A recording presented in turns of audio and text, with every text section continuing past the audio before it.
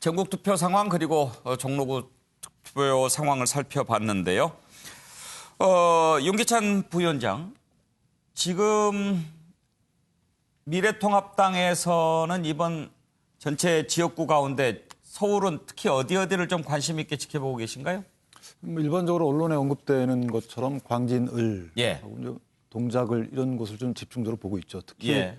광진을 같은 경우에는 고민정 후보가 갖는 개인적인 특성을 떠나서 이력이나 아니면 거기에 응원와서 유세를 도와주고 있는 분들의 유세 멘트 예. 이런 걸로 볼 때는 사실 정권을 견제하려는 이런 야당 입장에서는 사실은 주목받을 수밖에 없는 지역구고요. 또 지역구의 특성이 보수 야당 입장에서는 험지로 분류되는 곳이기 때문에 거기서 과연 오세훈 후보가 어느 정도의 표 차이로 당선이 되느냐 아니면 낙선되느냐 이런 실적에 상당한 관심을 갖고 있습니다. 예. 현근택 대변인, 민주당 상황은 어떻습니까? 서울 지역에서 말씀하시는 거죠? 어디 관심을 갖고 계시는지요? 일단 모든 언론들이 관심을 갖고 있는 지금 세 군데, 그러니까 종로라든지 광진을이라든지 동작은 당연히 관심 갖고 있는데요. 저희들 당에서 이번 선거에 가장 관심 가는 지역은 강남 3구입니다. 강남 3구. 그렇죠. 강남 3구에서 지금 송파 같은 경우에 어떤 최재성 후보와 지금 배현진 아나운서부터 했는데 거기도 있지만 우리 전현희 의원이 이제 지난번에 강남에서 당선이 됐었거든요. 근데 이번에 이제 지킬 수 있느냐 부분이 있고요. 그다음에 아마 강남 3구에서 어쨌든 지난번 선거보다 조금 더 유의미한 성과를 내면 어쨌든 강남 3구가 그동안 보수의 텃밭 이렇게 인식되어 왔지만 이번에는 조금 다른 결과를 낼 수 있지 않을까라고 보고 있습니다. 예. 두 분께 어느 지역 관심이 가장 많이 가느냐 하고 물어보면서 속으로 혹시라도 선거운동 하지 않을까 마음이 조마조마했는데 역시 품격 있고 수준 높게 답변해 주셔서 감사합니다. 최경철 의원, 역시 그쪽 지금 그 두 군데서 보고 있는 지역은 대선 후보군들의 결투가 좀 섞여 있는 부분 아닙니까? 네, 그렇습니다. 그 부분도 잘 봐야 하고, 그리고 경남에 있는 김두관, 그렇죠. 김영춘 예. 이런 분들도 잘 봐야 하고, 그리고 대구에 있는 김부겸, 그리고 또 그 바로 옆에 선거구에 나온 홍준표, 이런 사람들도 잘 봐야 할 것 같습니다. 이분들이 거기에서 만약 승리한다면 오늘 저녁부터 당장 일약 대권 후보로 모든 신문에서 대서특필을 할 사람들이기 때문에 이분들의 행보에 굉장히 주목이 되고 있습니다. 네. 저희 MBN도 지금 출구조사를 하고 있습니다. ARS로 조사를 하고 있는데요. 최현미 기자, 아무래도 승부처 우리들이 지금 관심을 많이 갖고 있는 곳을 한 15군데 정도 지금 꼽아서 하고 있지요. 어느 지역입니까? 네, 서울 5곳인데요. 서울 종로, 그리고 광진을, 동작을 말씀해 주셨던 3곳이 들어가 있고요. 그리고 이외에 지금 서울 구로을, 문 대통령의 복심이라고 불리는 윤건영 후보와 지금 김용태 후보가 맞붙고 있는 서울 구로울, 그리고 서울 강남갑이 서울에 들어가 있습니다. 강남갑은 민주당이 김성곤, 미래통합당이 태구민 후보죠. 네, 그렇습니다. 그리고 경기, 인천, 충청 통틀어서 4곳이 들어가 있는데요. 경기, 안산, 단원, 을, 여기는 이제 김남국 후보와 박순자 후보가 겨루고 있는 곳이고요. 그리고 충북, 청주, 흥덕, 여기는 도종환 현역 의원과 정우택 후보가 이제 지역구를 바꿔서 출마한 곳입니다. 그리고 충남 지역에서는 공주부여 청양이라고 여기가 충남 지역의 최대 접전지로 꼽히는 곳인데요. 박수현 후보와 정진석 현역 의원의 리턴 매치가 지금 펼쳐지고 있는 곳입니다. 그리고 인천에서는 연수을을 꼽았고요. 정일영 후보와 민경욱, 호떡 뒤집듯이 공천을 뒤집었다라는 논란으로 조금 이제 이야기가 됐었던 민경욱 후보 그리고 이경미 후보가 겨루고 있는 인천 연수을이 있습니다. 그리고 세종과 영호남도 6곳이 있는데요. 세종 같은 경우는 김병준 미래통합당 후보가 출마한, 그리고 강준현 후보가 출마한 세종을이 있고요.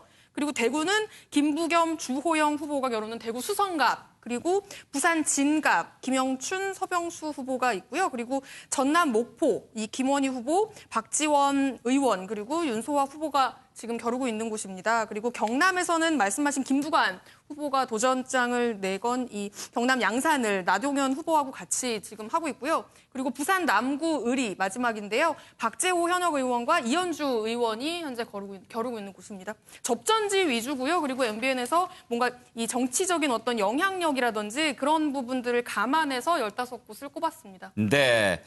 최현미 기자가 전해준 15곳 역시 정말 가장 예측하기 어려운 그런 승부처가 아닌가 여야의 관심도 어느 곳보다도 이곳에 더 쏠려 있겠죠. 지금 보고 계시는 여론조사는 여론조사 공표 금지되기 전 여론조사 실시했던 내용 추이를 함께 보고 계십니다. 저희 MBN은 이렇게 방금 말씀드린 15곳 ARS로 출구조사를 실시했는데요. 6시 15분에 여러분께 전해드리도록 하겠습니다. 그리고 지상파 출구조사도 6시 15분에 전해드릴 예정인데요. 저희는 10분 뒤인 6시 25분에 인용해서 전해드리도록 하겠습니다. 최경철 의원, 당초 대체로 보면 6시 땡 하면은 발표하잖아요. 네. 그런데 이번에 6시 15분에 지상파 출구조사 발표하는 거는 자가격리 투표가 있어서 그런 거죠? 그렇습니다. 그분들이 투표를 안 하신 상태에서 그것을 발표하는 것은 선거법상 위반 소지가 있기 때문에 그렇게 한 것인데 대부분 뭐 6시 되면 방송사에서 정보보고가 돌 테니까 그 6시에서 약간 넘으면 모든 사람들, 뭐 대부분 사람들 알겠지만 그래도 법상 그러하니 궁금하셔도 조금만 참아주시면 그때쯤에는 많은 사람들이 알 것 같고 어쨌든 이번 선거는 아주 박빙이 벌어질 것 같습니다. 왜냐하면 여당이 많은 표를 얻을 것이라는 상토 예측이 많았는데 투표율이 굉장히 높았단 말입니다. 그렇다면 그 많은 표를 얻을 것이라는 그 예측에 맞서는 투표 횡렬일 가능성도 있다는 그러한 분석들이 많았기 때문에 이번 결과는 어느 총선보다도 관심이 쏠리는 결과가 나올 것 같습니다. 홍영식 소장님, 출구조사와 관련해서 이번에 사전투표율이 아주 높지 않았습니까? 예, 그렇습니다. 그런데 사전투표율이 30% 가까운 그런 수준인데 나머지 투표하신 분만 가지고 출구조사를 한다면 정확도가 좀 더 떨어질 수 있지 않을까요? 만에 하나 사전투표자와 본투표자 간의 정치적 성향이 동일하다면, 비슷하다면 이 출구조사 오늘 해도 큰 차이가 없을 겁니다. 그런데 만에 하나 사전투표를 했는 사람들의 정치 성향과 오늘 투표하는 사람의 정치 성향이 다르다면 이제 변수가 되겠죠. 예측하기 굉장히 어려워지는 문제가 발생합니다. 사전투표는 출구조사를 못하게 돼 있죠. 법적으로 금지되어 있습니다. 그래서 사실은 출구조사라는 틀에서 조사를 하더라도 사실 이 정도의 사전투표율이 높을 것이 예상이 되었다면은 이 층에 대해서 전화조사라든가 좀 이런 식으로 보완 조사를 좀 해야 있을 필요가 있었는데 아마 방송 3사 측에서도 출구조사, 사전조사가 이만큼 높을 줄은 몰랐을 거예요. 그렇죠. 최현미 기자는 어떻게 봅니까? 지금 말씀해 주신 그런 부분들의 한계가 지상파 출구조사에는 분명히 존재하고요. 그래서 저희가 지금 설명해드렸던 15개 격전지 출구조사 같은 경우에는 비대면 ARS 방식으로 진행을 합니다. 비대면 ARS. 어떤 그렇습니다. 방식인가요? 그러니까 지상파 같은 경우는 투표소 앞에서 기다리고 있다가 투표하고 나오는 사람들을 대상으로 하는 겁니다. 그러니까 사전 투표했던 사람들의 민심을 반영하기는 어려운 게 당연한 거고요. 오늘 투표한 사람만 대상으로 하기 때문에. 그런데 저희 같은 경우는 이제 ARS 방식으로 진행을 하는 거기 때문에 전화 방식으로 진행을 하는 거기 때문에 오늘 투표를 했든 사전에 투표를 했든 상관없이 모두 전화를 받을 수가 있습니다. 그리고 이제 표본 같은 경우도요. 그런 부분에 어떤 비대면 ARS라는 한계를 극복하기 위해서 이 지상파 같은 경우는 500명, 지역구별로 500명 대상으로 하거든요. 근데 MBN 이번에 비대면 ARS 출구조사는 1,500명을 표본으로 삼았습니다. 그렇기 때문에 이따 6시 15분에 공개되는 MBN 출구조사 결과를 좀 기대하셔도 될 것 같습니다. 그것도 또 색다른 재미가 있겠는데요. 오히려 출구조사가 아니고 ARS라서 정확도가 더 떨어지지 않을까 그런 생각을 했는데 지금 최현미 기자 설명을 들어보면 사전투표를 한 사람도 답변할 수 있는 거고 그 대상에 들어갈 수 있는 거고 또 표본 집단이 크니까 정확도가 더 높을 수 있겠군요. 나중에 지상파 출구조사 내용과 또 우리 MBN이 자체 조사한 출구조사 내용과 누가 더 정확한지 그걸 살펴보는 것도 재미가 있겠습니다. 네, 그렇습니다. 제가 조금 덧붙이면요. 사전투표를 보면은 도시지역 같은 경우에는 옛날에 이제 동사무소라고 했던 행정복지센터에서 주로 하거든요. 그래서 많은 사람들이 접근성이 좋습니다. 그런데 농촌 지역에는 한 군데밖에 없기 때문에 나이 드신 분들이 가기가 힘들어요. 그래서 젊은 분들이 사전투표를 많이 보이는 현상이 있어서 도시지역은 출구조사가 나왔을 때 민주당 쪽에 좀 유리한 결과가 나올 수가 있고 농촌 지역은 미래통합당이 우세한 유리한 결과가 나올 수 있는데 그것도 비교해 보면 재미가 좀 있을 것 같아요. 그러네요. 자, 투표율이 또 궁금해졌는데요. 이제 한 30분이 또 채 남지 않았습니다. 전국 투표율 다시 한번 좀 살펴볼까요?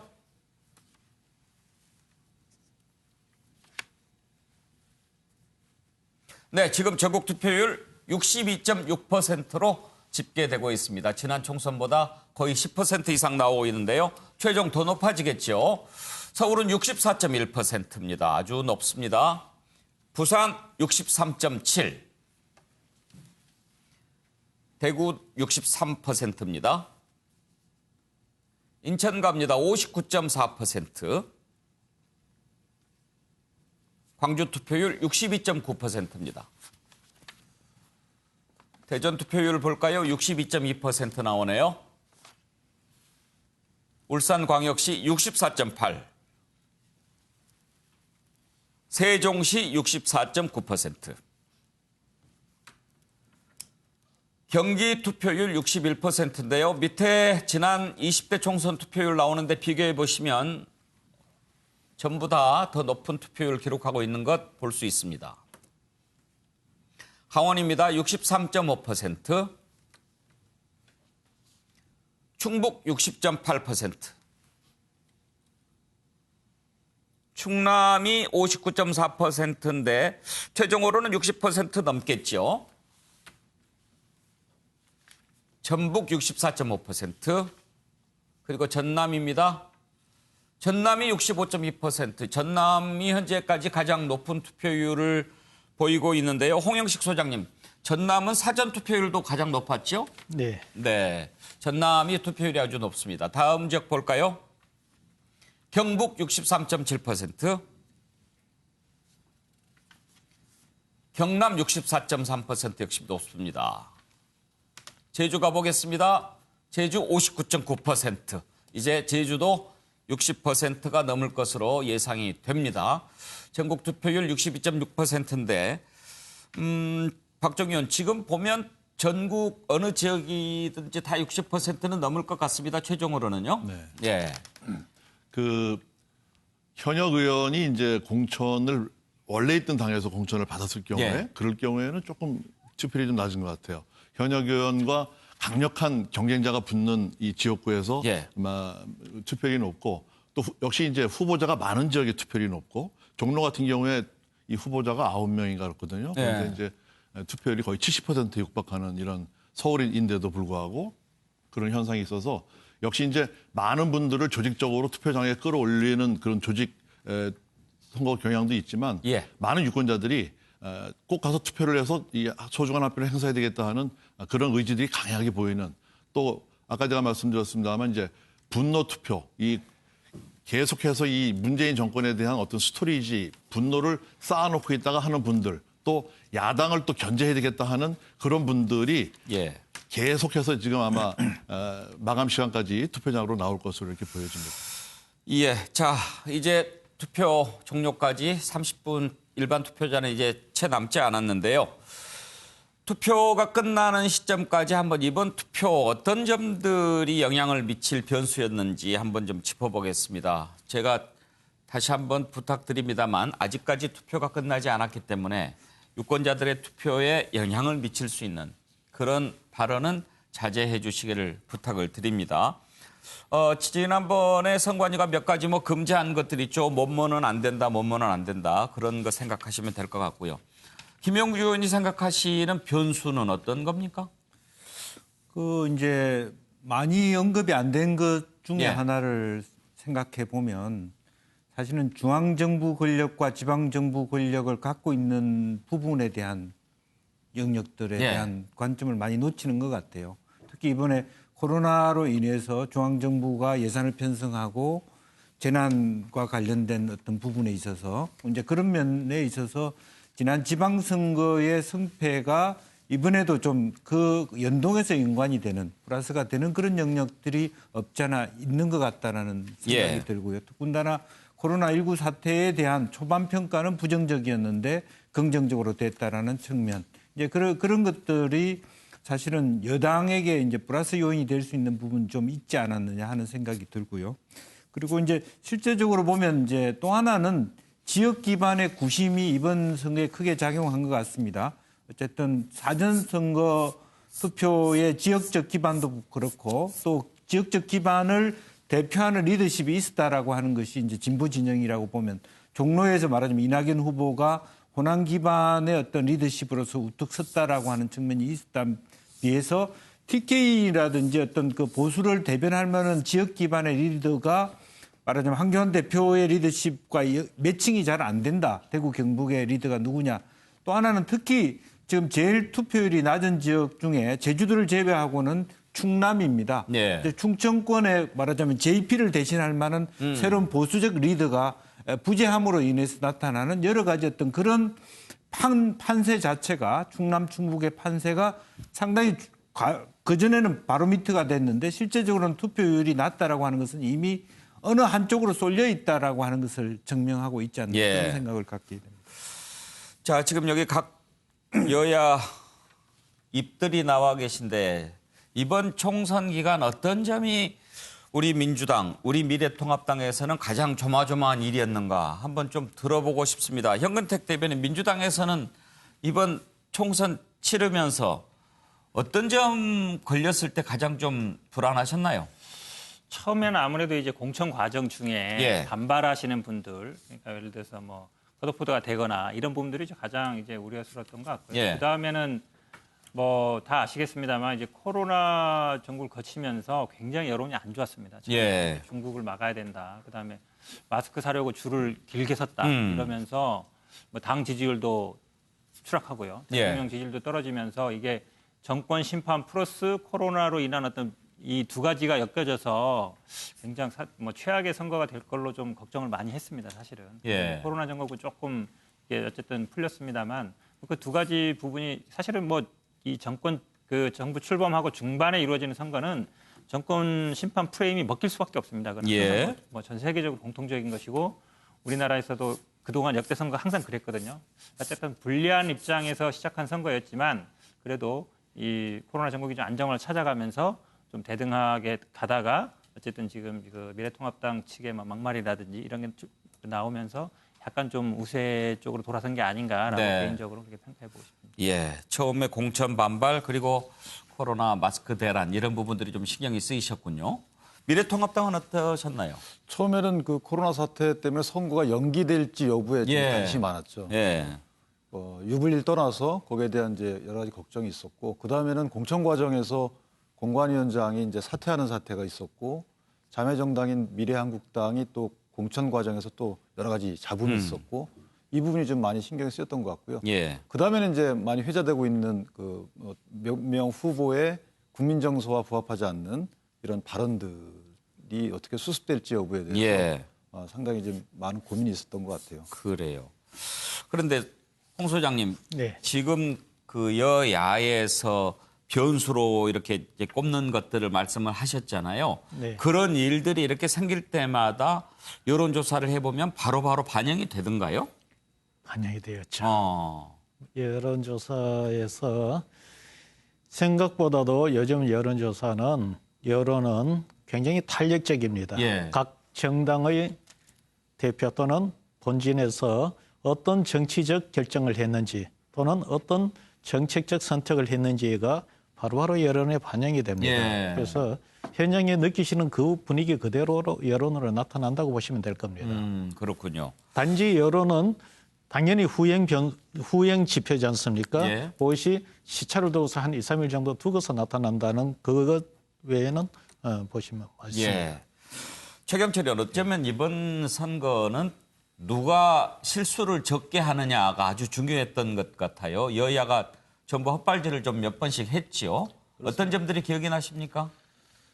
헛발질을 가장 많이 했던 것은 역시 코로나 전국이었기 때문에 여당이 처음에 코로나를 제대로 막지 못했다는 프레임에 쌓여 있었죠. 중국에 대한 봉쇄를 제대로 못했다는 국민적 비난에 시달렸기 때문에. 하지만 결국에는 코로나 사태가 빠르게 진정되면서 오히려 역효과를 입을 줄 알았는데 오히려 효과를 봤다는 거죠. 여당 코로나19 때문에. 그런 면에서 코로나 때문에 여당은 점수를 잃을 줄 알았는데 역전을 한 그런 뭐 행운의 것도 있었고 야당도 분열을 할 줄 알았는데 마침내 통합을 이뤄내면서 많은 점수를 따고 잘 나갈 줄 알았는데 그러나 야당은 그것을 이용하지 못했고 결국에 선수를 제대로 뽑지 못했기 때문에 공천 파동에 오래 시달렸고 그 시달림 때문에 굉장히 좀 선거 막판까지 어려운 지경에 와 있는 그러한 지경에 서 있었습니다. 근데 또 여당도 마지막에 또 여러 가지 악재에 시달렸죠. 바로 가장 큰 것이 압승론이었습니다. 압승론 때문에 지금 열세에 놓여 있다는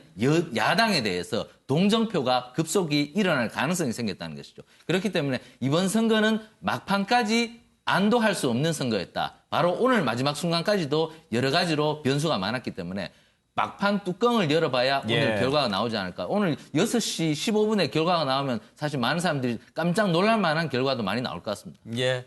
취재 현장에서 기자들이 본 변수는 좀 다를 것 같지요. 최현미 기자는 어떤 점들이 변수가 될 것으로 봤습니까?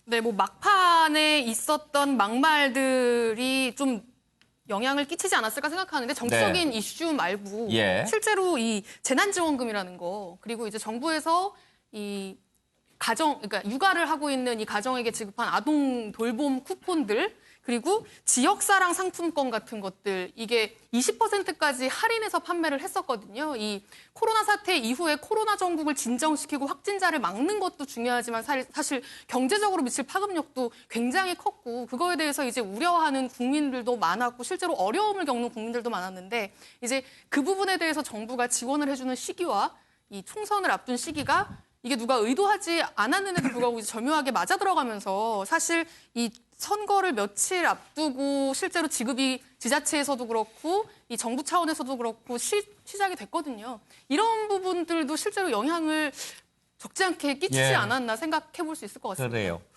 그런데 김영주 의원, 이번 사실 뭐 맨날 총선 때마다 정책 선거 하지만 잘 이루어지지 않았던 건 사실이지만 이번 총선처럼 코로나 사태라고 하는 대형 이슈에 묻혀가지고 다른 이슈가 다 가려져 버리고 겨우 막말 또 뭐 준연동형 비례대표제에 따른 비례정당 이런 정도밖에 이슈가 안 된 총선도 없었던 것 같은데 그렇습니다. 이렇게 모든 이슈가 파묻혀 버릴 정도로 이슈가 사라져 버린 그런 선거 이건 좀 문제가 있지 않습니까? 예, 이제 그런 이제 코로나 전국 때문에 이슈가 사라진 부분도 있습니다만은 또는 한편으로는 외교 안보적 쟁점을 야당이 강하게 내세우기 어려운 부분이 있습니다. 예를 들면 미군 주둔 비용 문제라든지 일본이 한국에게 단교를 했다든지 과거로 보면 한미일 삼각 안보 체제라든지 이런 어떤 이데올로기적인 대척점 사실은 얼마 전에도 북한이 포를 쏘고 하는 난리통에도 사실은 안보 문제에 대해서 전혀 이게 국민들이 동요하기 어려운 부분 또 중국에 대해서도 사실은 여러 가지 이야기를 해왔습니다만은 결과적으로 국민들이 보기에는 중국과 경제 관계를 안 할 수 없는 입장이었고 그렇기 때문에 실제로 외교 안보적 쟁론을 하기 어려운 야당으로서는 어려운 측면들이 있었다는 거고 또 실제로 이제 복지 부분도 마지막에 소득주도 성장 얘기했습니다만은 김종인 위원장이나 황교안 대표도 떨썩 전체 국민에게 주자 이렇게 하다 보니까 전체적으로 어떤 일관된 어떤 뭐 복지 정책이라든지 기조 철학이 다 무너뜨려 버렸어요. 그러다 보니까 야당이 유일하게 할 수 있는 어떤 경제적 심판론 그런 것들이 실제로 외신에 의해서 말하자면 코로나 대응이라든지 전 세계 리더십의 비교에 의해서 우리가 그래도 낫네라는 측면으로 상쇄되어 버렸기 때문에 상당히 정책적 공약을 가지고 야당이 공격할 수 있는 포인트를 많이 놓칠 수밖에 없는 상황이 있었다. 저는 그렇게 봅니다. 박종현 야당은 코로나 때문에 좀 입이 막혔다라고 생각하는 부분들이 좀 있습니까? 그렇습니다. 일단은 여당에 비해서 야당에는 신진 인사들을 영입을 많이 했거든요. 그러니까 코로나 사태로 해서 어디 가서 뭐 이름 말리고 명함 주기도 힘든 이런 코로나 블랙홀에 빠졌던 것이죠. 그리고 이 코로나의 어떤 경제적인 여파가 얼마나 갈 것인가 하고 온 국민이 격정을 하기 때문에 정부 여당에 힘을 실어주는 분위기가 이제 갔던 거죠. 그래서 40%까지 떨어졌던 문재인 대통령의 지지율이 55%까지 달하고 있고 이러다 보니까 야당으로서는 어떤 긴급 재난지원금 같은 문제에도 이거를 포퓰리즘으로 볼 것이냐 비판하기가 힘든 거예요. 그래서 우물쭈물하는 사이에 어떤 이슈, 아젠다 이슈 전쟁에서 밀렸고 그리고 이 북한에서 어떤 안보적인 이슈도 코로나에 막혀서 뭐 크게 쟁점화가 되지가 않고 있고 그리고 전반적으로 보면 저는 이번에 이 통합당의 어떤 공천 첨에 실패한 부분부터 시작해서 리더십의 부재가 결국은 총선을 이렇게 어렵게 끌고 오지 않았나 이런 생각들이 듭니다. 그리고 예. 이제 황교안 대표가 종로 출마 여부를 고민하다가 선대위원장을 또 김종인 선대위원장을 또 영입하게 돼서 예. 통합당이 그렇게 인물이 없느냐 하는 이제 이런 비판에도 직면을 하고 보다 보니까 야당으로서는 계속 끌려가는 선거가 돼버렸거든요. 이 어떤 회고적인 투표에서 심판론을 적절히 부각을 시키지 못한 이런 부분들이 정책 선거도 실종됐지만은 코로나 때문에 하여튼 선거가 굉장히 힘들었다. 예. 이런 부분입니다. 그런데 최경철 의원, 이번에 사실 비례대표 정당 투표용지만 50cm에 가까울 정도로 당은 많았지만 실제로 이렇게 이슈도 이슈지만 관심이 민주당과 미래통합당 양당 대결 구도 쪽으로 너무 흐른 점도 없지 않아 있습니다. 지난번 총선 때는 국민의당 돌풍도 있었는데 이번에 보면 민생당, 정의당 또 뭐 국민의당 이렇게 이슈에서 좀 소외된 그런 느낌도 있었어요. 우리나라가 정당 일체감이 굉장히 강한 나라입니다. 그러니까 내가 지지하는 정당은 이것이다. 그리고 이것이 쉽게 바뀌지 않습니다. 그런데 지난번에 호남이 역선택을 했죠. 호남은 원래 민주당을 지지해야 하는데 국민의당이라는 제3정당이 나온 것이죠. 그 당시에 왜 그랬느냐. 그 당시에도 김종인 위원장이 공천을 호남 민심에 맞지 않게 독단적으로 한 부분이 있었거든요. 예. 그리고 문재인 대통령도 당시 대표였죠. 이분이 과연 호남의 정서를 대변할 수 있는 일체감 있는 인물이냐. 여기에 대해서 의심을 품었기 때문에 국민의당 돌풍이 나왔지만 이번 선거만큼은 정당 일체감이 살아난 것이죠. 사실 대구 같은 경우도 굉장히 투표율이 낮은 도시입니다. 왜냐하면 무슨 빨간 옷만 입히면 누구라도 다 당선되는 곳이기 때문입니다. 예. 그렇지만 이번에는 정당 일체감이 영남에서 살아나고 호남에서 살아났다는 것이죠. 전통적인 지지 정당에 대해서. 그렇기 때문에 아무리 35개의 투표지에 정당이 올라와 있어도 사람들이 전부 다 정당 일체감에 따라서 비례대표도 뽑게 되는 경향이 이번에 크게 나타났을 걸로 제가 보고 있습니다. 제가 투표소에서 여러 가지 목격담이 나왔습니다. 많은 사람들이 통합당 형제 정당이 어딥니까? 그걸 선관위 사람들한테 묻고 들어가는 겁니다. 그 가르쳐줘도 되나요? 그렇게 주면 안 되죠. 그런 식으로 묻고 있는 겁니다. 그만큼 사람들이 일체감을 갖고 들어갔다는 것이죠. 예. 준연동형 비례대표제 때문에 48cm에 이르는 많은 정당들이 나왔어도 사람들이 이번에 마음을 정하고 들어간 경향이 강했다. 그래서 이번 선거는 아마 결과가 한 15분, 25분 있다가 나오겠습니다만은 정당 일체감이 굉장히 두드러지는 그러한 선거 결과가 나올 것이다. 이렇게 예. 봅니다. 그런데 홍영식 소장님, 이제 투표율과 관련해서요. 해먹은 질문이기는 합니다만 투표율이 높으면 여당이 유리하냐, 야당이 유리하냐. 어떨 때는 맞는 것도 같고 어떻습니까? 과거에는 그 도식을 많이 이야기했고 일정 부분 맞은 부분이 있었습니다. 예. 그러나 지금은 그거를 단선적으로 적용해서 일반화시키기는 어렵다. 예. 특히 이렇게 한 60%대의 투표율이 나올 때는 어느 지지층, 어느 계층이 나왔느냐, 어느 세대가 나왔느냐에 따라서 그것이 결정이 되지 현재 한 60%대의 투표를 갖고서 높다 낮다 이 투표율에서 어느 층이 높다 낮 저기 지지율이 앞선다 뒤진다 예. 이렇게 예측하기는 어렵습니다. 단 이제 이런 부분이 있죠. 정치적 상황에 따라서 보수, 진보 또는 보수가 상당히 우위를 점할 때가 있습니다. 예. 그럴 때는 투표율이 높다고 해서 특징이 진보 또는 보수 이런 식으로 유리한 게 아니고 그 당시 상당히 전반적인 국민 지지율이 높은 당이 그냥 높게 돼가 있어요. 예, 해서 지금 투표율 높낮이를 갖고서 유불리를 이야기하는 것은 그렇게 이제는 설득력이 좀 없다. 그렇군요. 단지 이번에 보면은 제가 약간 지금 현 시점에서 투표율에서 두드러지는 부분은 지난 선거에 비해서는 투표율이 조금 많이 올라가고 있다. 예. 그리고 전번 지방선거, 대선보다도 올라가는 이런 추세를 보이는데 대선은 아닙니다만은 그것은 제가 볼 때는 전번 선거에서는 특정 지역, 특정 어떤 성향의 이 후보 지역 유권자들이 투표를 뭐 이렇게 집단적으로 포기를 하는 그런 경향성이 좀 있었는데 이번엔 적어도 그런 부분은 없어 보인다. 이렇게 보입니다. 투표율 높은 거 가지고 여야 어디가 더 유리하다 이야기하기는 좀 쉽지 않은 상황이군요. 옛날에는 뭐 날씨가 또 좋으면 어디에 유리하다 그런 얘기도 있었는데 이제는 그것도 안 맞는 거죠. 경향이 언제 그 논리가 많이 적용이 됐냐면은 옛날 예적에 야당이 바람으로 정치할 때입니다. 바람 그 당시 정치할 때. 야당은 지금 민주당이었죠. 예. 그때는 이 세대 간의 정치 성향차가 굉장히 컸었고 그 당시 내가 기억에 20, 30대만 해도 인구 구성비가 55%를 차지했던 시절이 예. 있었습니다. 그 당시는 이제 투표율이 높낮이 해서 그런 예측이 가능했었습니다. 김영주 의원 바람 얘기하니까 역시 선거는 바람 영향을 좀 타지요. 네. 사실 바람의 영향을 타는데 그런 의미에서 그 말하자면 구심력. 예. 이번 선거에서는 코로나 때문에 어떤 바람을 작용하기가 사실 쉽지 않았습니다. 예. 그러니까 새로운 신인들이 등장할 수 있는 기회가 많이 없었기 때문에 새로운 바람을 불어넣기가 상당히 역부족이었다라고 하는 면에서 역설적이게도 지난번까지 우리가 알기로는 컷오프를 많이 시킬수록 유리하다는 예. 것이 등식이었는데 이번 선거에 그게 생각만큼 그렇게 되지 못했다라고 하는 겁니다. 예. 그래서 새로 들어오는 분들이 말하자면 충분히 자기를 노출할 수 있는 기회가 주어지지 그래요. 않았다는 거 하고 이번 선거만 그런지는 모르지만 새로 유입된 분들의 말하자면 질, 수준이 말하자면 컷오프 된 의원들의 수준을 뛰어넘는 부분들이 많지 않았다.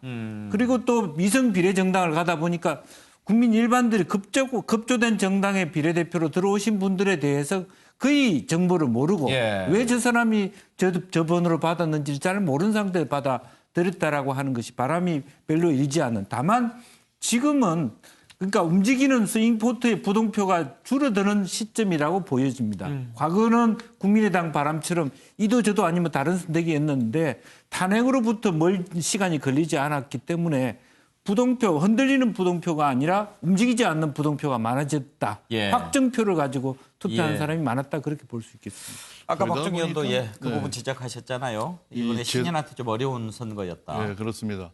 이 제3정당의 목소리가 없고 또 선거 제도가 갑자기 바뀌어버리면서 위성 비례정당들이 나오면서 국민의당 같은 경우에는 지역구 후보를 낼 수 없는 이런 상황이 있지 않습니까? 더군다나 이제 코로나 여파로다가 그 사회적인 거리두기 이것 때문에 교류가 없었어요. 그전 같으면은 선거 때 뭐 술집에서 혹은 음식점에서 활발하게 토론하면서 뭔가 좀 내가 뽑는 후보들을 정했는데 이번에는 그런 것들이 좀 적다 보니까 가까운 사람들끼리 아주 제한적인 토론 그리고 혼자 중앙 어떤 매스컴이라든가 어떤 SNS라든가 이런 걸 통해서 결정하는 이러다 보니까 어떤 아까 우리 김영주 의원 말씀하신 대로 스윙보트 현상이 조금 줄어든 게 있습니다. 그래서 예. 충성도 높은 이런 집단에 대한 투표 그러다 보니까 투표율도 자연히 높아지게 예. 되는 그런 현상이 나타난 것 같습니다. 예.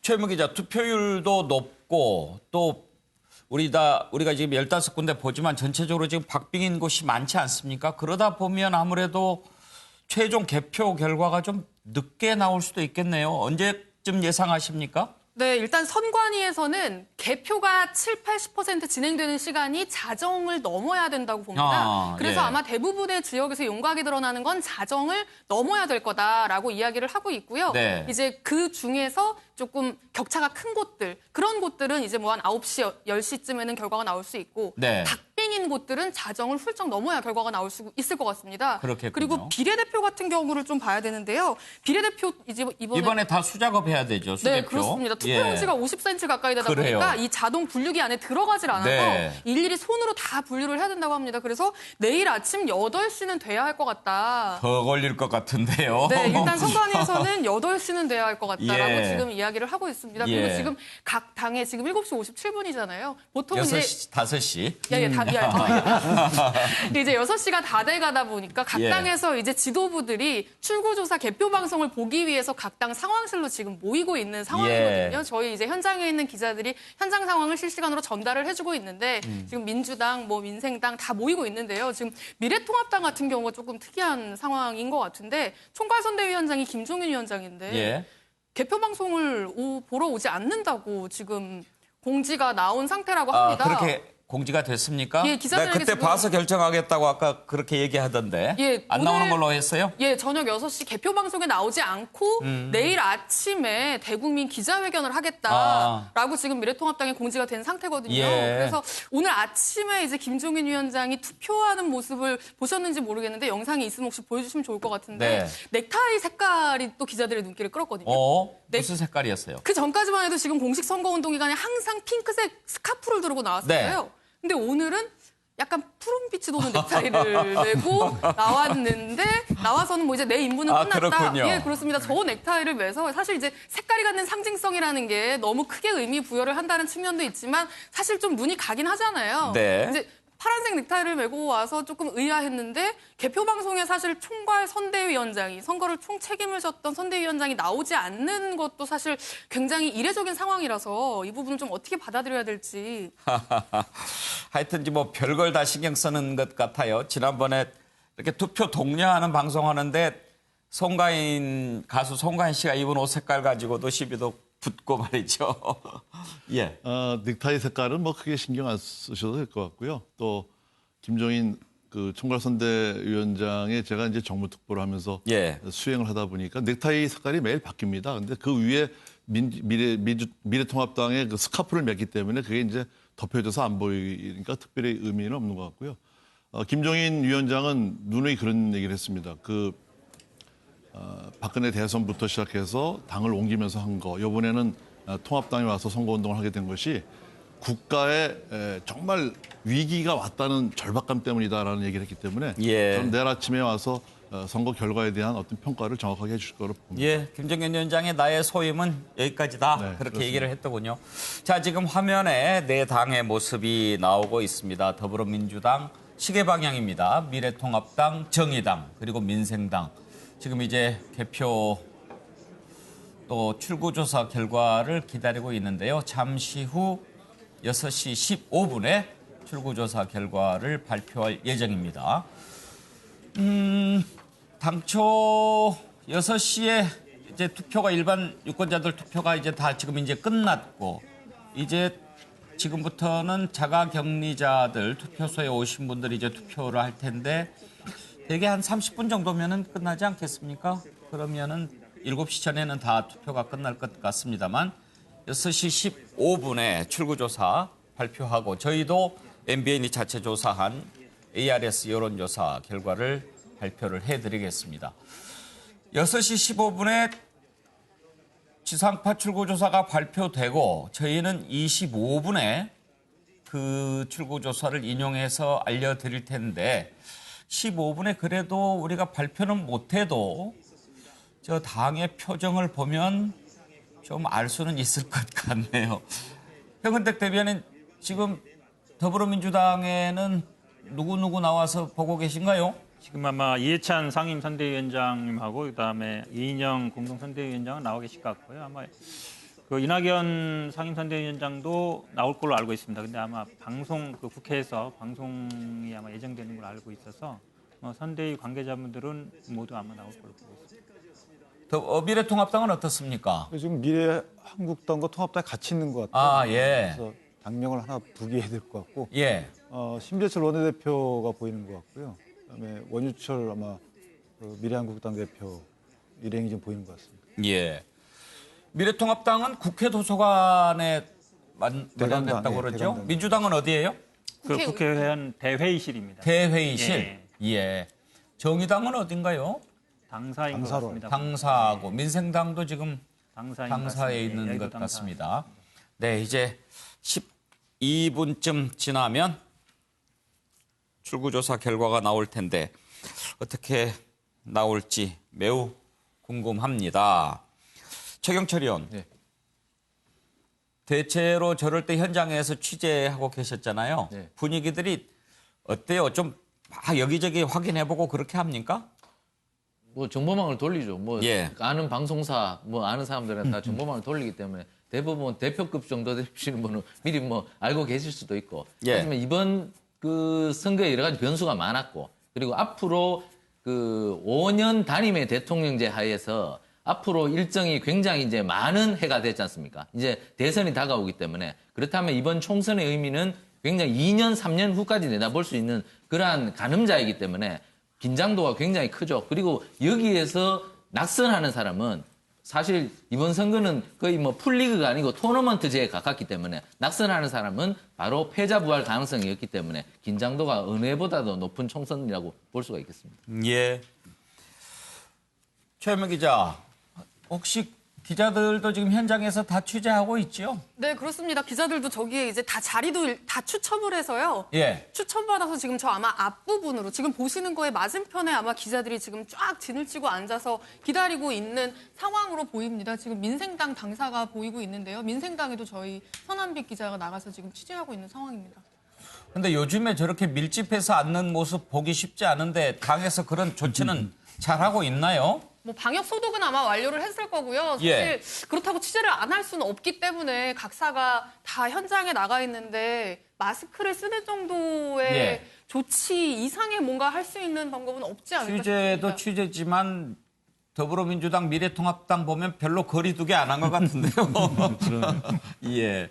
뭐 사전에 방역은 제대로 했다고 하지만 미래통합당은 지금 당사가 아니고 국회 도서관입니다. 국회 도서관이요. 예. 전화기 당사로 나와서. 아, 그래요? 지금 국회에 임시로 지금 상황실을 만들어 놨죠. 당사가 아니고요. 미래통합당 국회 도서관, 더불어민주당은 국회 대회의실에 지금 상황실을 만들어 놓고 지켜보고 있는 것 같습니다. 김영주 의원, 네. 그 코로나 이야기 잠깐 해보면 네. 아무래도 문재인 대통령도 지적했듯이 지난번 부활절 그리고 또 이번 총선 이 두 개가 사실은 가장 큰 변수가 된다고 그랬는데 아무리 조심해도 이런 어떤 행사 때는 사람들이 이렇게 부딪히게 되죠. 불가피한 현상이라고 보여지고요. 또 실제로 뭐 조심을 하고 만전을 더 기해야 된다고 생각합니다. 그렇지만 어쨌든 선거라고 하는 굉장히 중요한 이벤트 속에서는 또 자기들 나름대로 뒷이야기가 생기게 되고 또 이 날 자체가 이미 결과를 나오는 것이 아니라 완전히 결과에 따라서 전혀 다른 새로운 시나리오가 만들어지기 때문에 자기들이 갖고 있는 정보를 가지고 벌써 이제 내일 이야기를 하기 시작합니다. 이제 그런 의미에서 서로 이야기를 할 수밖에 없는 거고 이미 뭐 미래통합당에서는 나름대로 누가 되고 누가 안 되냐에 따라서 어떻게 되냐. 더불어민주당도 마찬가지로 현 체제에서 어떻게 앞으로 어떤 그 총선 이후에 구도를 짜갈 것이냐.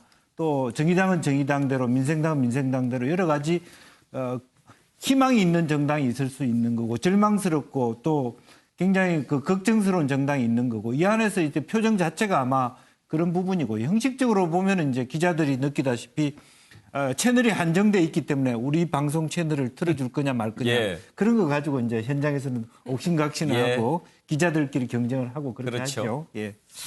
저희가 특집 방송 시작한 지 이제 1시간이 지나고 있는데요.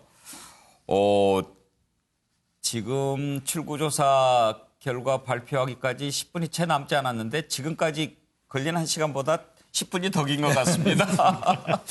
예. 이제 잠시 후면 지상파 출구조사 결과가 15분에 발표가 될 거고요. 저희 MBN이 자체적으로 조사한 ARS 여론조사 결과 발표할 예정입니다. 그리고 25분에 지상파 출구조사를 인용해서 전해드리도록 하겠습니다.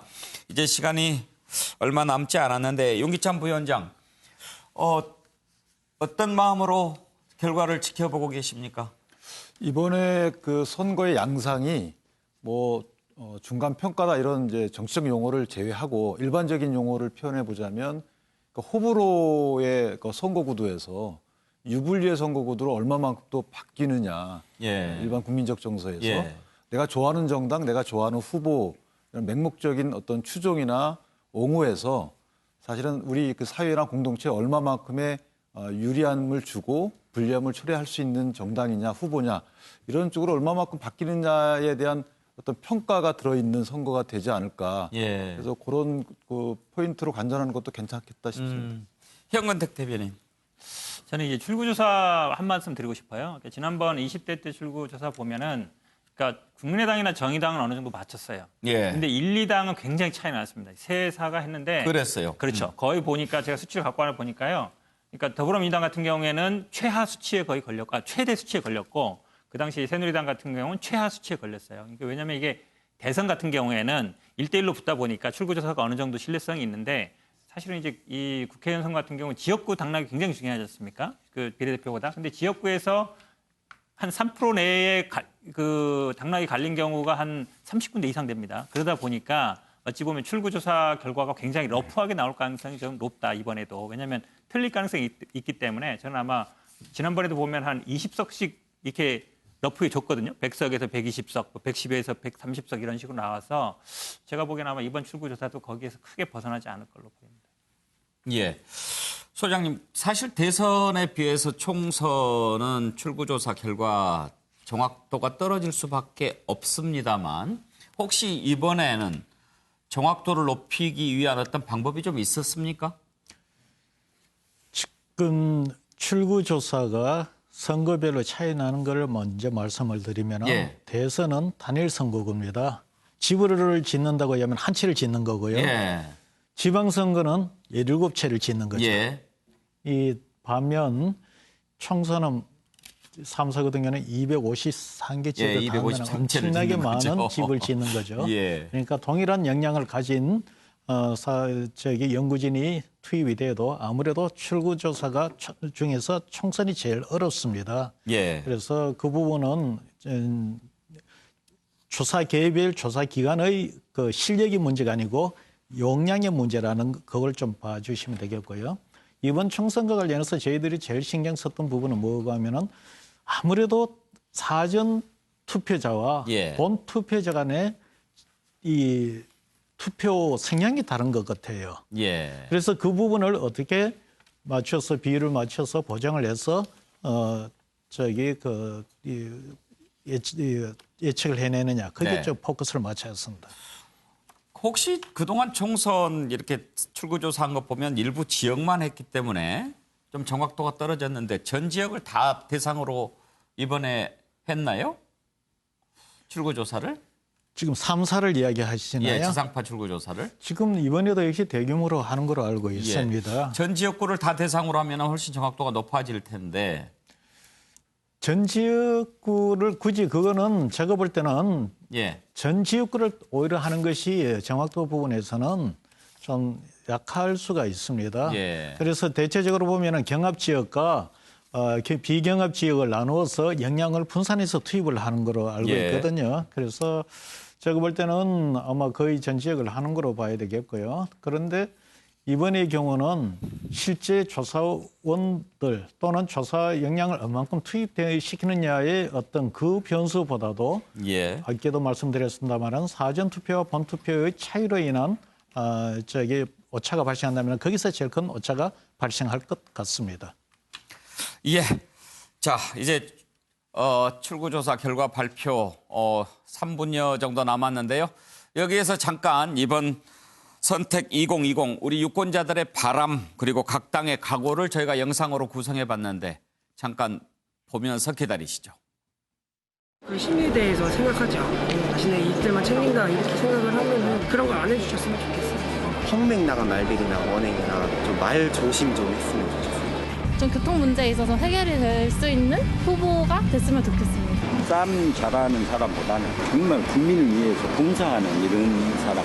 실질적인 어떤 행동하는 정치인이 중요한 거고.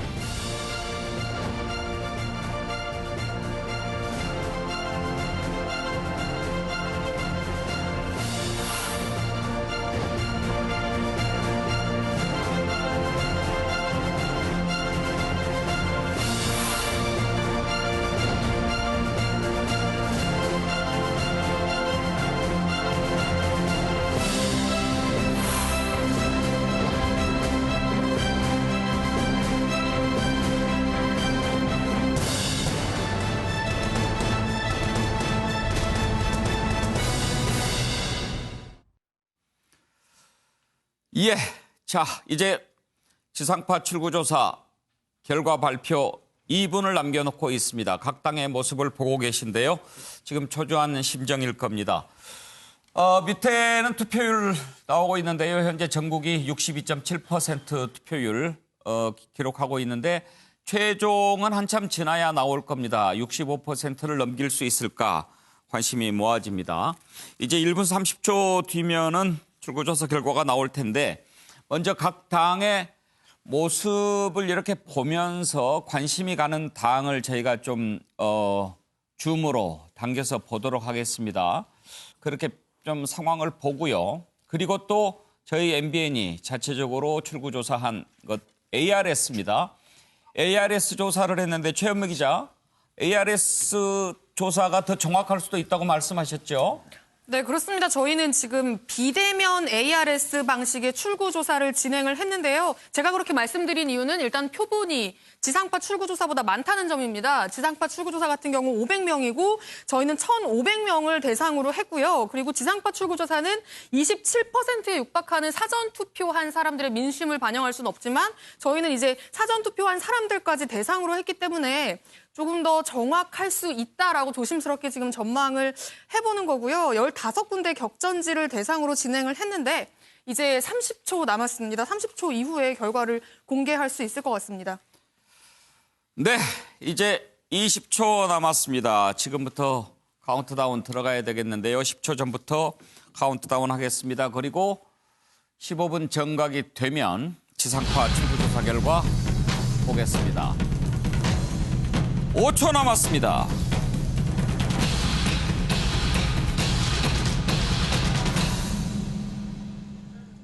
네. 지상파가 발표하면 각 당의 반응이 나오겠죠. 자, 박수를 치고 있는 당이 어디입니까? 더불어민주당이 박수를 좀 치는데 그렇게 열심히 치는 것 같지는 않아 보이고 미래통합당은 약간 가라앉은 분위기가 느껴집니다. 한번 당의 모습을 한번 볼까요? 김영주 현근택 대변인. 네. 혹시 민주당 박수를 치는 이유 알 수 있을까요? 저도 뭐 현장에 없어서 정확히 모르겠습니다만 아마 이 출구조사 결과는 이제 나온 모양이군요. 네. 예. 그 방송사마다 발표를 아마 할 수 있거든요. 그래서 아마 결과마다 좀 다를 수 있고 그 이후에 이제 좀 이후에 지역별로 하는 것 같은데 할 수 있는 것 같은데 지금 봐서는 아마 각 그 방송사마다 그 결과들이 조금 뭐 상이해서 아마 양쪽의 반응이 갈리는 게 아닌가라고 개인적으로는 그렇게 추측해 봅니다. 윤기찬 부위원장, 미래통합당 분위기는 어떤 것 같습니까? 뭐 일단 그 화면으로 보면 지금 양당 중에 한 당은 과반의 그 출구조사 결과가 나오지 않았나. 예. 뭐 그런 반응으로 보여요. 예.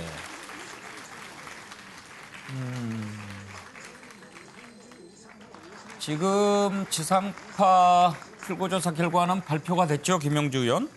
네, 지금 이제 8시 15분이 됐기 때문에 발표를 됐고 아마 보니까 지역별로 조금 그러니까 발표를 이렇게 하는 과정에서 예. 자기 지역에서 뭐 말하자면 유리한 결과가 나올 때는 근데 대구 경북 같은 경우는 막 통합당에서 박수를 저렇게 치는 부분이 생기고 예. 이렇게 돌아가면서 여러 가지 어떤 그 반응들이 나타나고 있는 게 아닌가 싶습니다. 네. 최경철 의원. 일단 사진으로 화면으로 예. 보시는 것도 그렇고 제가 지금 받고 있는 것도 그렇고 일단은 여당이 압승을 했을 가능성이 높다는 예. 평가가 나오고 있는 것 같습니다. 지금 생각보다 미래통합당이 득표를 많이 못한 것 같고 하지만 경합 지역이 꽤 지금 엄청나게 많기 때문에 예. 막판까지 잘 모르겠습니다만은 그러나 지금까지 나온 출구조사 결과는 지금 왼쪽 화면에 보시는 네. 파란색 더불어민주당이 지금 굉장히 좋은 성적을 거둔 걸로 일단은 지금 현재로 나오고 있는 것 같습니다. 자, 지금 당의 표정을 보면서 저희가 출구조사 결과 한번 분위기를 살펴봤고요. 자, 이제 저희 MBN이 자체적으로 조사한 ARS 출구조사 결과를 여러분께 전해드리도록 하겠습니다. 상황실 연결합니다. 장혜선 아나운서 전해주시죠. 네, MBN이 이번 총선의 최대 격전지 15곳의 유권자 1,500명을 대상으로 ARS 자체 출구조사를 진행했는데요. 그 결과 지금 공개해드립니다. 먼저 대선 전초전으로 불린 서울 종로입니다. 이낙연 더불어민주당 후보가 54.8%로 황교안 후보를 12%포인트 차로 앞설 것으로 예측됐습니다.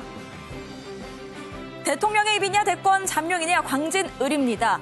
더불어민주당 고민정 후보가 53.2%로 45.3%의 오세훈 후보를 앞설 것으로 예측됐습니다.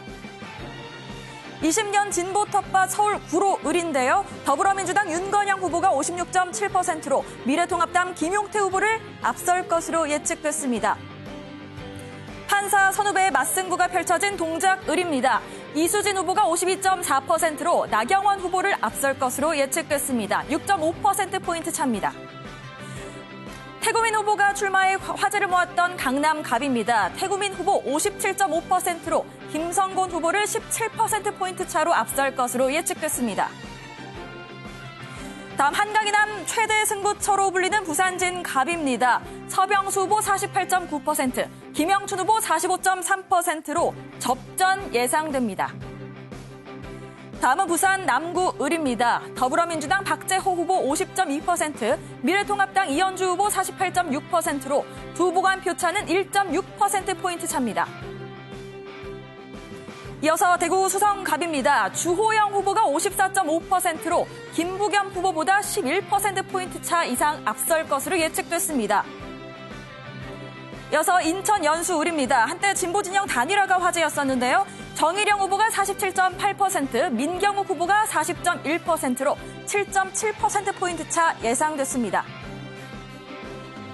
이어서 세종을입니다. 누구보다 세종시를 잘 아는 두 후보가 맞붙었는데요. 강준현 후보 57.4%, 김병준 후보 40.3%로 17% 이상 차이 날 것으로 예측됐습니다.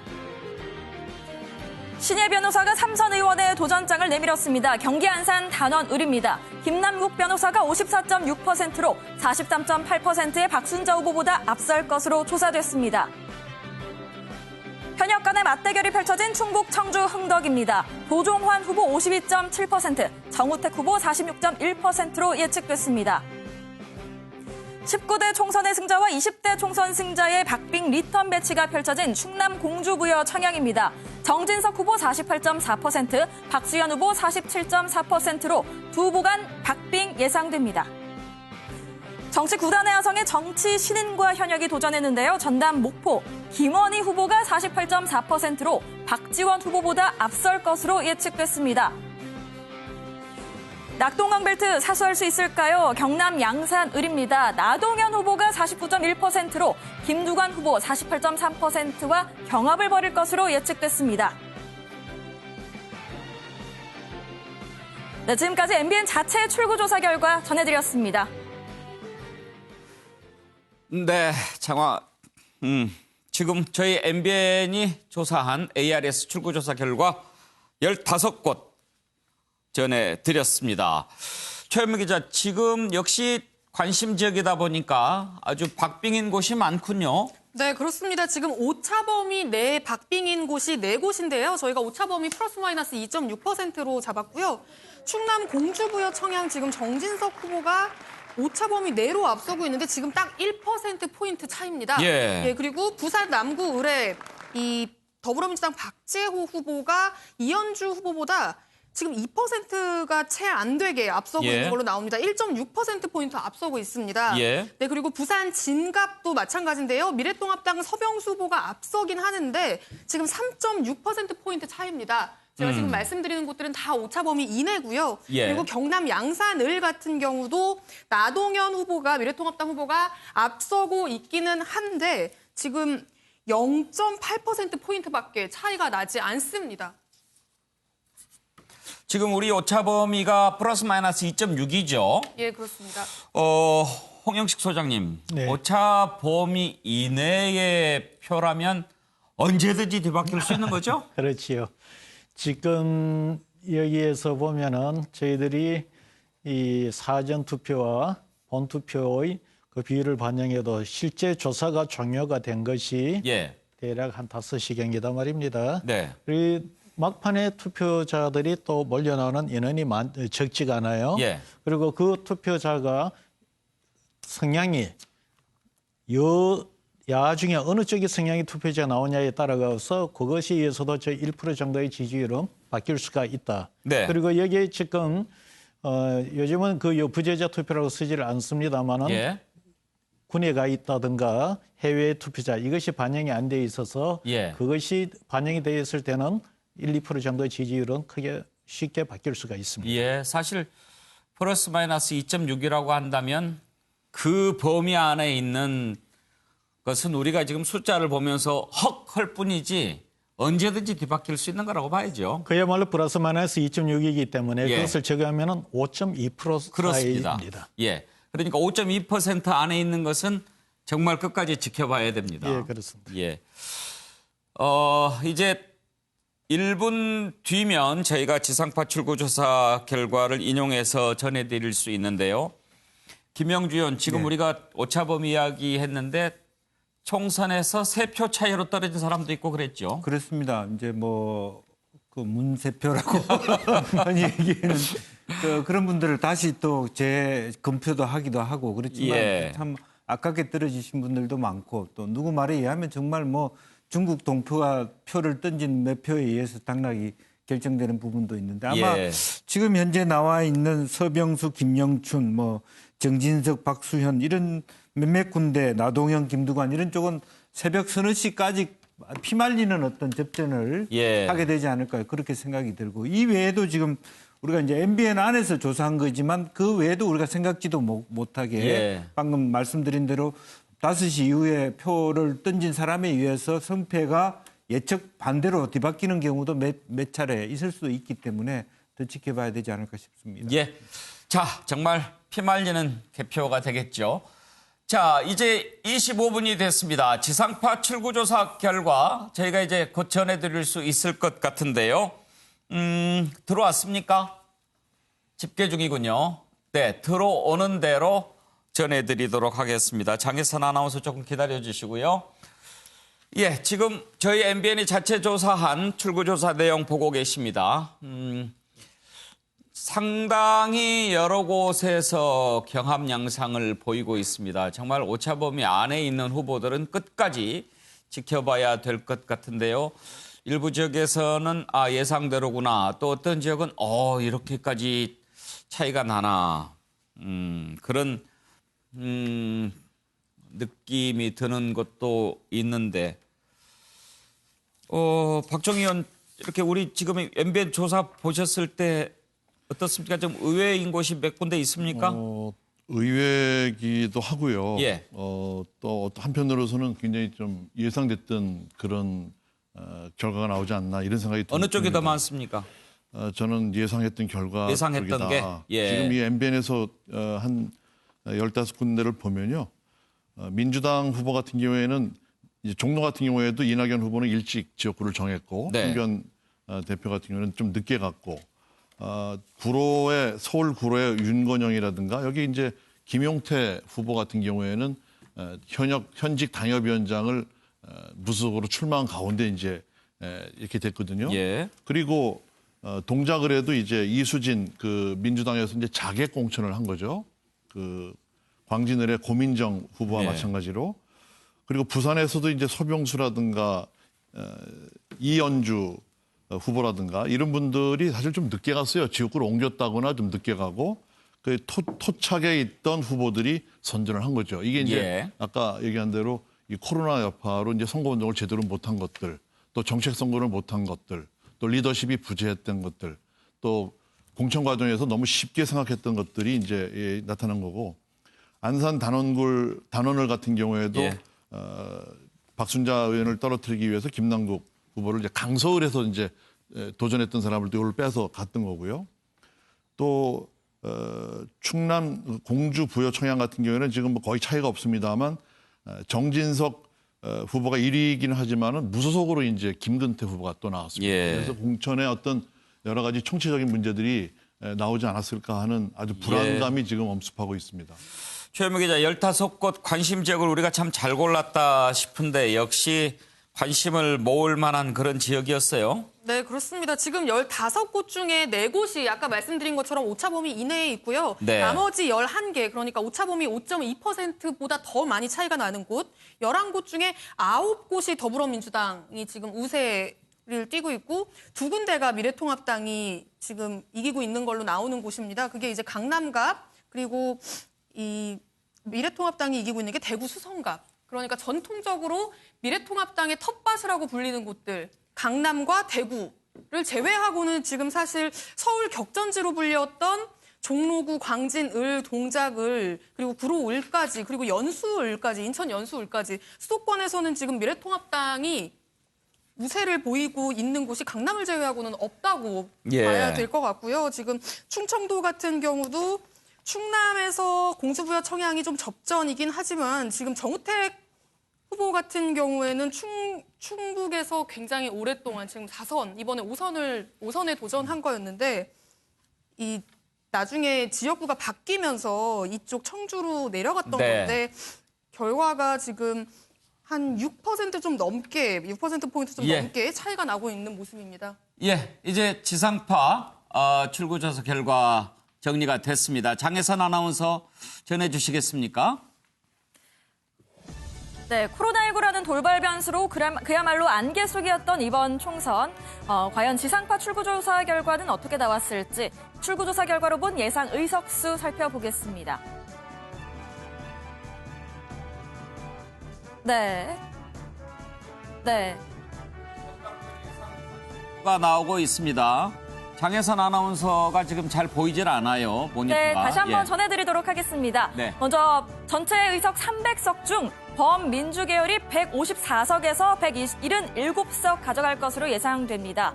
범통합계열은 107석에서 131석 가져갈 것으로 예상이 되고요. 민생당은 0석에서 4석, 정의당 이어집니다. 네, 더불어시민당은 16석에서 20석, 미래한국당은 16석에서 20석 가져갈 것으로 출구조사 결과 예측됐습니다. 다음은 MBC 출구조사 결과 예상 의석수인데요. 300석 가운데 더불어민주당과 더불어시민당이 153석에서 170석, 그리고 미래통합당과 미래한국당이 116석에서 133석 가져갈 것으로 예상됐습니다. 정의당은 5석에서 6석, 국민의당 3석, 그리고 열린민주당 2석 가져갈 것으로 예측이 됐습니다.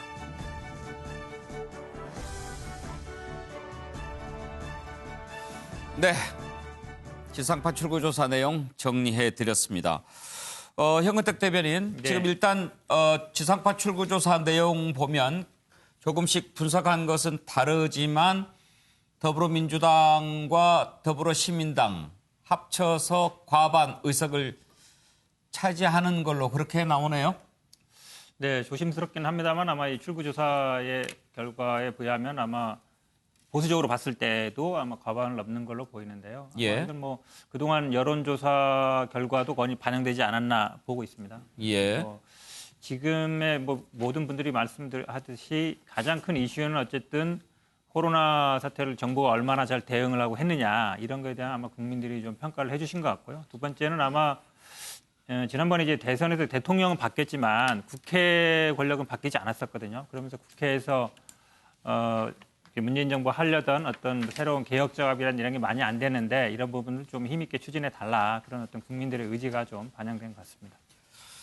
홍 소장님, 지금 지상파가 출구조사를 합동으로 하지 않았습니까? 그런데 각 지상파마다 조금씩 다른 예상이 나온 것은 뭐 때문에 그런가요? 아마 3사가 동일하게 조사를 했기 때문에 받았는 원 자료는 동일할 겁니다. 그러나 각 방송사별로 그 수치를 놓고서 예측 전망치의 레인지를 어떻게 두느냐에 따라서 이 최대 의석수가 조금씩 다르게 나오는 것 같습니다. 그렇군요. 그런 차이가 좀 있군요. 그런 차이를 감안하더라도 전체적으로 일치가 되는 점은 민주당과 더불어시민당 합친 의석이 과반 이상이 나오네요. 과반 의석을 차지하는 걸로 나오네요.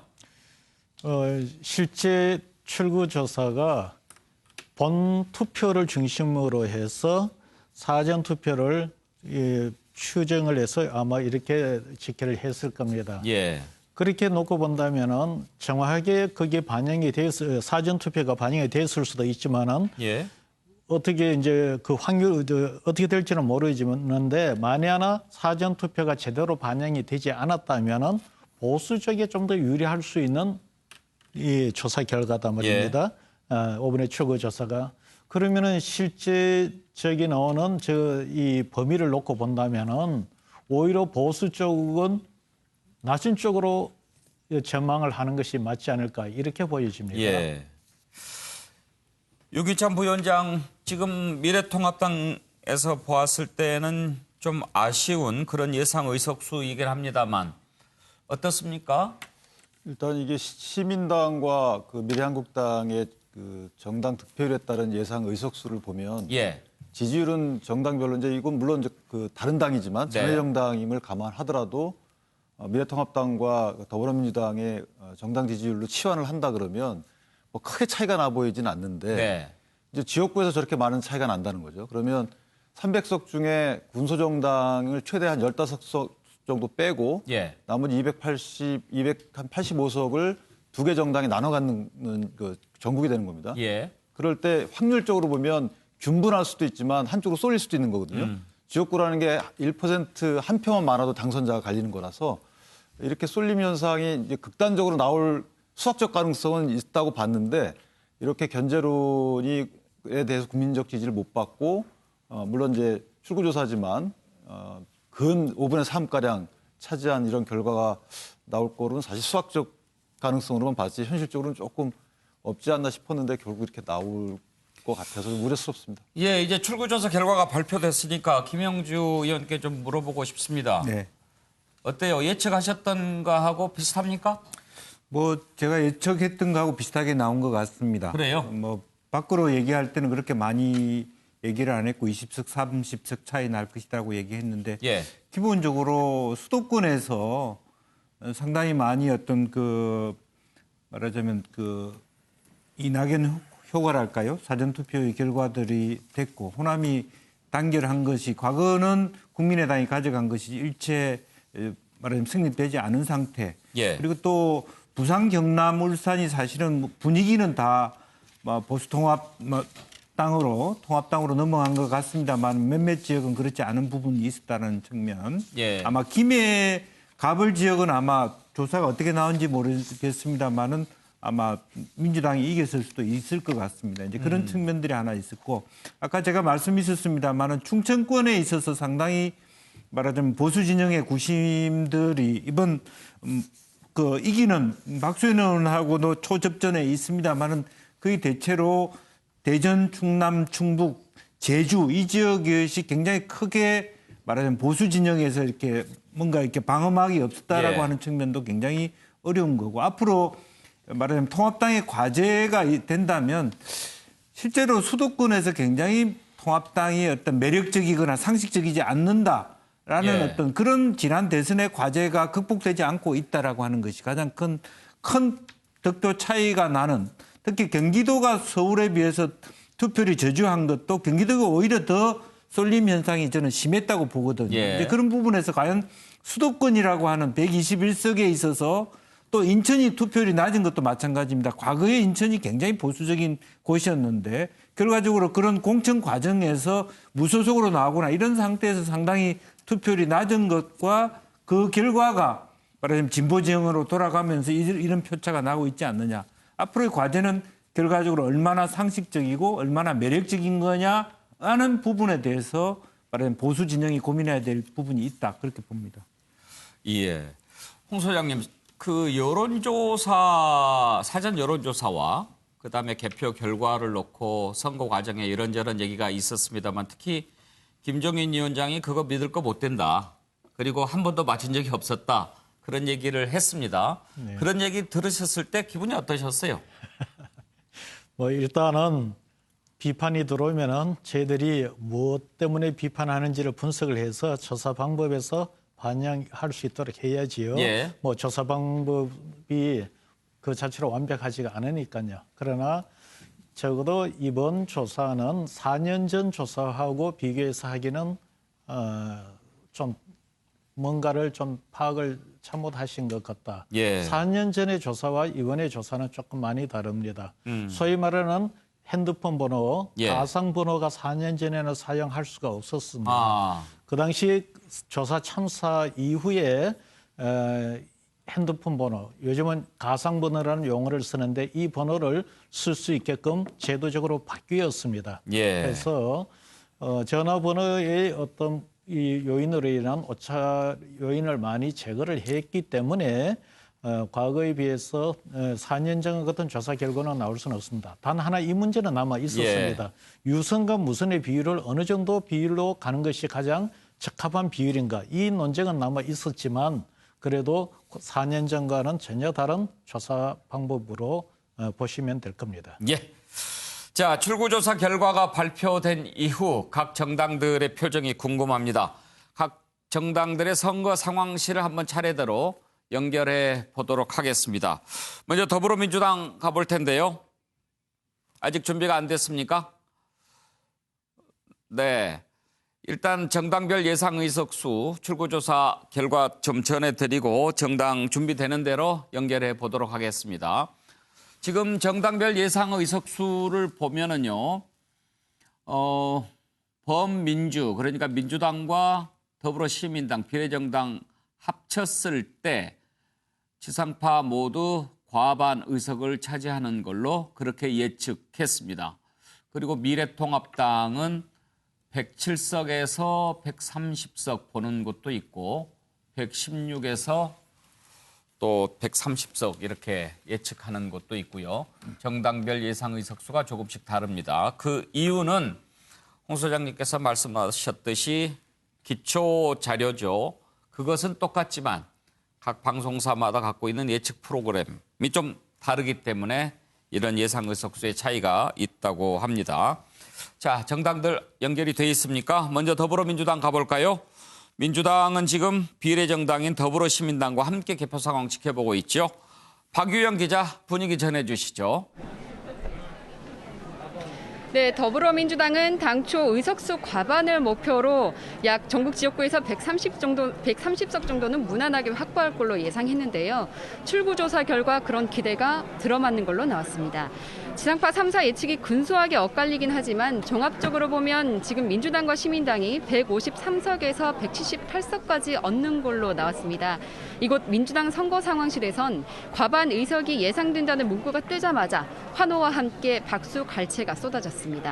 최대 승부처인 수도권의 경우도 조금 앞서는 분위기인데요. 다만 코로나19 상황을 고려해 조용한 선거를 표방한 만큼 이후에는 비교적 차분한 분위기 속에서 지켜보는 중입니다. 이낙연 선대위원장 역시 출구조사 결과는 출구조사 결과일 뿐이다. 선거 이후에도 국난 극복을 최우선 과제로 삼겠다며 선거 개표 결과를 겸허한 마음으로 기다리겠다고 말했습니다. 출구조사에 집계되지 않은 사전투표가 변수인데 이번에 역대 최고로 높았죠. 게다가 초박빙 지역구가 적지 않은 만큼 민주당은 기대와 긴장감 속에 끝까지 개표를 지켜보겠다는 입장입니다. 지금까지 민주당 선거 상황실에서 전해드렸습니다.